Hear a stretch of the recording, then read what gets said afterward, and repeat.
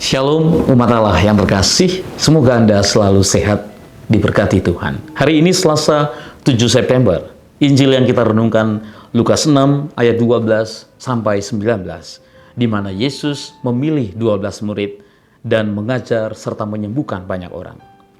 Ketika musuh-musuh Yesus bangkit untuk melawan pengajaran Kristus atau mukjizat yang diadakannya, pada saat itu Yesus memilih para rasul sebagai pembela dan saksi kebenaran atas apa yang dilakukannya. Dan untuk itu dia mengawalinya dengan doa. Santo Ambrosius pernah mengatakan, jangan biarkan telingamu tertipu daya, bahwa engkau mengira bahwa engkau anak Allah. Apakah ia berdoa karena ia kekurangan kekuatan, agar ia dapat memperoleh sesuatu yang tak dapat ia lakukan? Tidak. Yesus sendiri sang penguasa, dia pencipta dan maha kuasa. Yesus mau memberi teladan kepada kita supaya kita melakukan hal yang sama. Yesus mengajar kita untuk segera berdoa kepada Tuhan, memisahkan diri dari kekuatan dan mengesampingkan perhatian duniawi kita, bahwa pikiran kita harus diangkat kepada yang ilahi. Dan ini ditandai dengan kenyataan ketika Yesus pergi ke gunung terpisah untuk berdoa. Yesus di banyak tempat suka berdoa sendirian. Karena para saudara, keinginan manusiawi tidak dapat atau tidak mampu memahami hikmat Tuhan. Maka orang harus dalam hidupnya dapat mengambil bagian dalam rahasia Kristus. Memang para saudara, tidak setiap saat kita dapat naik ke gunung. Tidak setiap saat kita dapat berdoa di malam hari.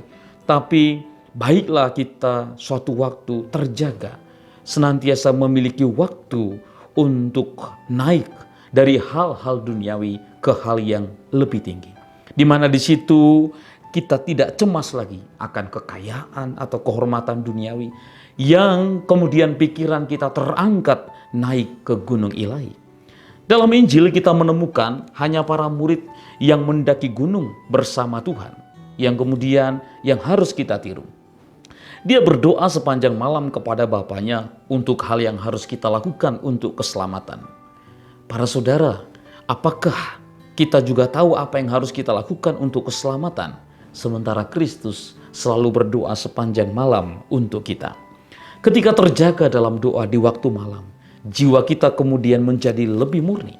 Kegelapan dan keheningan itu menjadi cukup bagi kita, membawa saya, Anda, dan kita semua pada kesedihan karena dosa-dosa kita. Jika Anda berpikir bahwa semua usaha manusia untuk berubah, semua usaha ini berfungsi untuk membangkitkan dalam pikiran bahwa kemuliaan yang sia-sia takkan menggelisahkan kita. Tidak ada gejolak nafsu yang menguasai jika kita sungguh-sungguh menghargai doa malam yang dibicarakan dalam Injil hari ini. Kalau kita kurang memiliki waktu untuk berdoa, maka kita akan layu di siang hari. Oleh karena itu, meskipun para saudara kita tidak banyak berdoa atau tidak punya waktu berdoa di malam hari, berdoalah sesekali dengan berjaga. Dan itu sudah cukup. Tunjukkanlah bahwa malam bukan hanya milik tubuh, tetapi juga milik jiwa. Jadi yang harus kita lakukan ketika melakukan pekerjaan saleh, kita harus berdoa terlebih dahulu. Itulah yang dilakukan Yesus. Lalu Yesus memanggil murid-muridnya yang dia tunjuk untuk menjadi alatnya, menjadi sarana menyebarkan keselamatan manusia. Mengarahkan mata ke langit, bahwa bukanlah orang bijak, bukanlah orang kaya, bukanlah bangsawan, Tapi Yesus memilih nelayan dan orang-orang sederhana, pemungut cukai. Tampaknya orang-orang ini tidak bisa mengubah manusia dunia. Nampaknya mereka tidak bisa menjadikan segala sesuatu menjadi anggun dengan kekayaan atau dengan pengaruh kekuasaan dan pangkat mereka. Tetapi kekuatan kebenaran, bukan kekuatan berbicara, justru itulah yang menang. Yesus memilih mereka dengan menyebut nama mereka. Di situ menarik bahwa disebutkan Yudas. Kenapa Yudas dipilih? Padahal Yudas adalah si pengkhianat. Hal ini bukanlah tanpa disadari Yesus, tapi ini mau menunjukkan kepada kita bahwa Kristus memang telah mengambil bagian dalam dirinya kelemahan manusiawi kita. Dan karena itu ia tidak menolak konsekuensinya dengan menanggung dengan tenang.